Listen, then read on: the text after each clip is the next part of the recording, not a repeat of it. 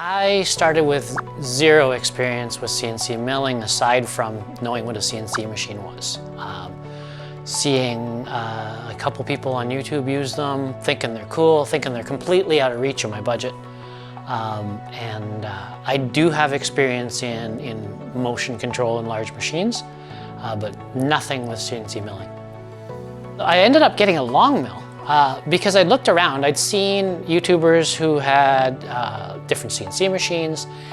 I looked at the pricing of them. They were outside my budget. They were outside of what I would really consider. And the value and performance of the machine was really fantastic, and it was great to be able to interact with the people at CNC and get to meet the people who are doing this.